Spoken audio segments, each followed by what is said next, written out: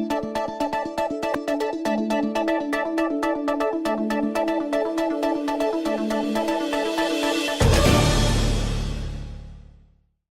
construcción fue una de las actividades más dinámicas de los últimos años y ha tenido por lo menos dos periodos en los que la actividad se expresó o llegó a su tope, a su auge. Uno fue el año 2011 y otro fue el año 2013, el año pasado.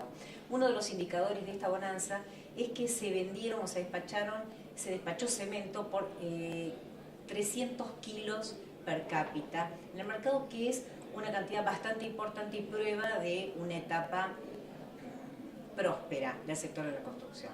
La pregunta es si, habiendo algunos otros parates esbozados e insinuados en la economía, si este auge podrá prolongarse también este año, o hay algunos indicadores de que esta actividad, que ha sido la mimada del último periodo, ahora también empieza a resentirse. Para conversar sobre esta cuestión estamos con Gustavo Weiss, que es el titular de la Cámara Argentina de la Construcción.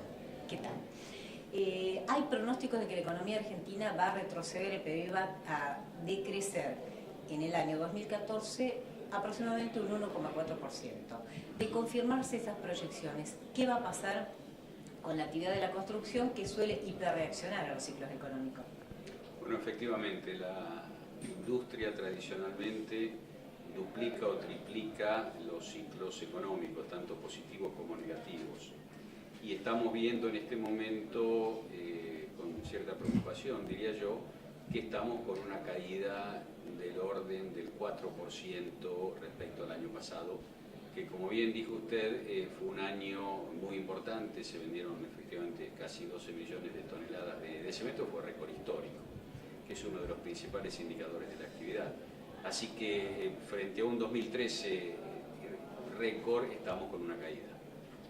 El presupuesto, creo que, si no me equivoco, asigna algo así como 130.000 millones de pesos para obra pública. Ese no es un estímulo, eso no alcanza, no es suficiente para hacer de soporte y evitar una caída. Efectivamente, el presupuesto nacional es 130.000 millones de pesos. A eso hay que agregarle los presupuestos provinciales, que si bien hay muchas provincias con poco nivel de actividad en obra pública, con presupuestos propios, bueno, obviamente ayudan al total. Pero en realidad la obra pública tradicionalmente es del orden del 25% del total de la industria, y el 75% restante es obra privada, que está muy directamente relacionada, como decíamos anteriormente, con la actividad económica. Cuando la actividad decrece, ese 75% de obra privada acompaña también, entonces, digamos, el esfuerzo que puede hacer la obra pública, muy importante, como decíamos, no es fácil para contrabalancear, digamos, el otro 75%. Hasta ahora hubo una especie de disociación entre lo que pasa en el mercado inmobiliario y la prosperidad de la construcción. ¿Cómo se explica que haya un mercado inmobiliario prácticamente paralizado, semi-paralizado, y sin embargo que la construcción haya tenido un muy buen dinamismo?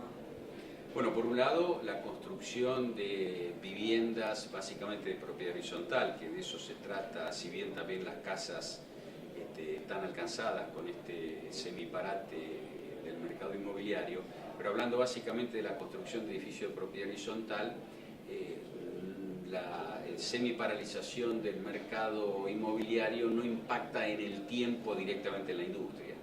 Como ejemplo, el desarrollo de un edificio en cualquier gran ciudad del país requiere un proceso de no menos de 3 años entre que uno hace el proyecto, lo presenta a aprobación en los municipios y se ejecuta y termina, con lo cual hay muchos edificios aún no terminados, algunos en vía de terminación, algunos por ahí un poco menos, que se iniciaron antes del cepo y que, bueno, están en el proceso de terminación. Y por otro lado, hay en el mercado gente con pesos en el bolsillo dispuesta a pagar una cuota en pesos, que es como se venden estos edificios en construcción, y bueno, y acceder a su propia vivienda. Ese mercado existe, ¿no?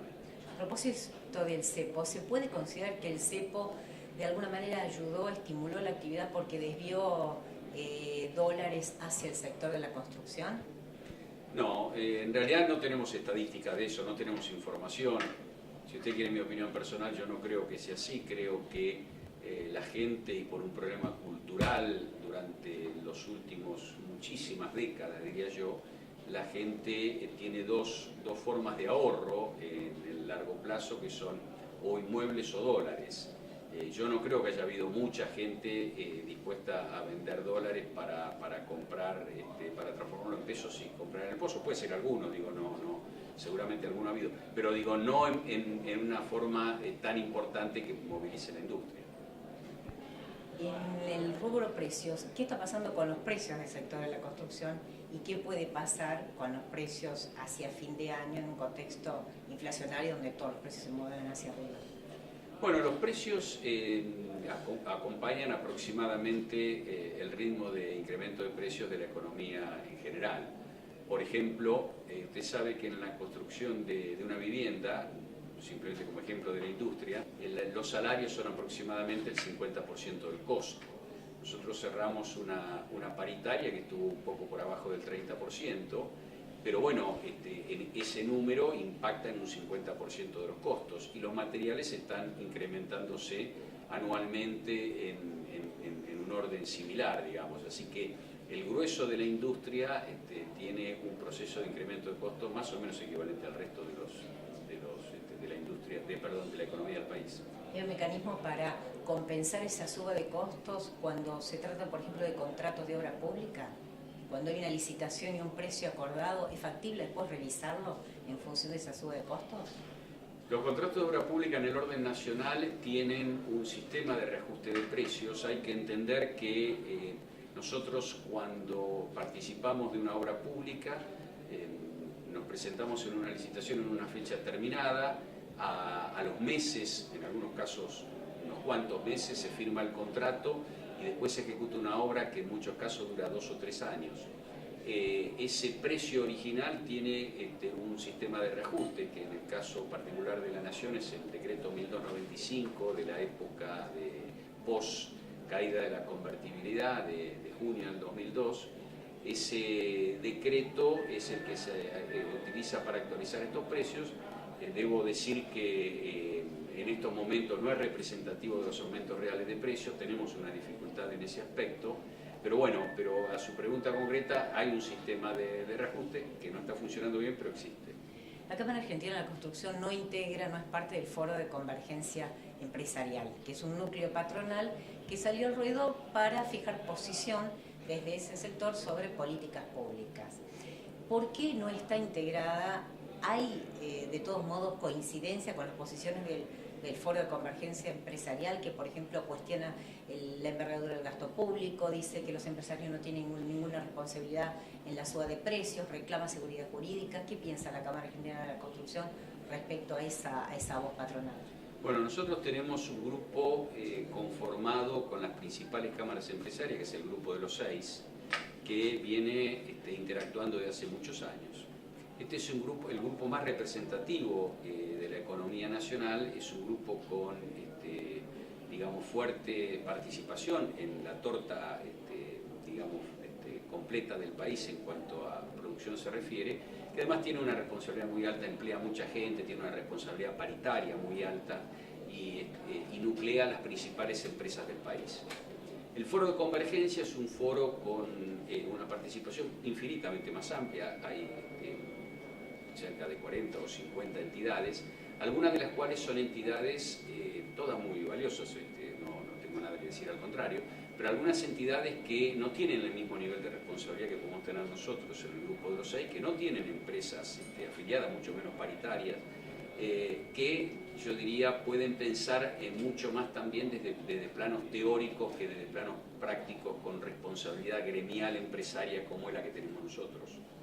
En ese aspecto nosotros compartimos, por supuesto, muchas de las cosas que plantea el foro, porque por otro lado creo que las comparte, yo diría, los 40 millones de argentinos y podemos discrepar en otras, pero básicamente la no participación es por los motivos que mencionaba. Ahora, ¿comparten la idea de que no hay un clima adecuado de inversiones en el país y que es necesario que haya cambio de políticas públicas para estimular las inversiones?